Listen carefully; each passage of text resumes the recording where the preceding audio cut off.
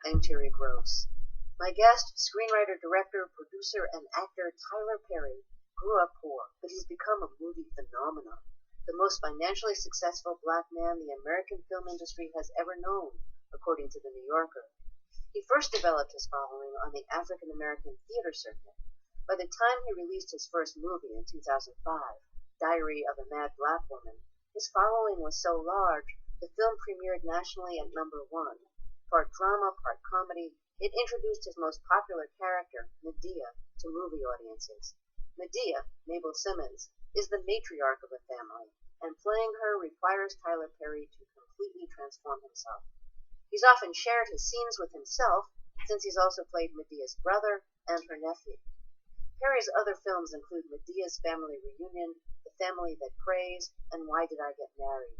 He's also had two very popular cable TV series, House of Pain and Meet the Browns. Tyler Perry fans who are used to seeing him in a floral housecoat as Medea are in for a surprise. He's starring in the new thriller Alex Cross as a homicide detective tracking down a sociopathic serial killer. Let's start with a clip from Alex Cross. The killer, played by Matthew Fox, is calling Perry's character Alex Cross on the phone to taunt him after having killed Cross's wife. Cross. Good afternoon, Detective. Am I calling at a bad time? It depends. Are you going to tell me where you are so I can hunt you down like a rabid dog? Oh, that's good. I can feel that. I mean, you looked so numb at the funeral today. But now the pain's really starting to flow, isn't it? Here's another emotion for you. It's pleasure. The pleasure I want to get when I watch your soul come oozing out of your body, you maggot. Well, Confucius said when setting off on the path of revenge, dig 2 graves. That's fine with me as long as you're in one of them. Tyler Perry, welcome to Fresh Air. So did you ever expect to get a role as an action hero? I never thought about action. Actually, I didn't even, when I said yes to the script, I didn't even think of it as action for some reason. And as I'm hearing that now, or in these last few interviews in the junket, I'm going, action hero. That's pretty interesting. What attracted me to the role was simply that I love the arc of the character. I love that he's a family man who loves his family and his wife and his kids and his mother, and he's trying to be a great dad, and then he goes to work as his officer, psychologist, and someone else. And then by the end of the film, he is this lion that has been unleashed that he has to tame within himself. And all of that intrigued me. I never thought action. I just thought this is a great arc and a lot of different nuances and levels that can be played in this character. That is the thing that made me say yes to it. Of course, there is action. There's fighting and jumping Sure, yeah. and hanging by your fingers. Yeah, from fingernails. the building. Sure. Fingernails. Yeah. So you have your share of action in it. Did you have to get real buff in order to do this? Yeah, I work out pretty regularly, but for this film, the director Rob Cohen asked that I take Krav Maga, which is Israeli fighting technique, and as I started it, I loved it so much. It changed my body completely because I could work out, I could run 30 miles, I could do all that stuff and have a great workout in the morning. And I thought I was in pretty good shape. When I started the Krav Maga training, I couldn't get through 1 hour of it. I was on my knees after 10 minutes. So it was really intense. But what I loved about that is what the way it made me feel, how it changed me physically, and I kept that going even after the film wrapped because I really enjoyed it. So this is the first time that I know of that you're in a movie that you didn't make yourself. So it must have been odd for you to be in a movie where you didn't write it. You're not directing it. I know you've been in movies that you haven't directed, but you've written them. So what was it like to not be in total control?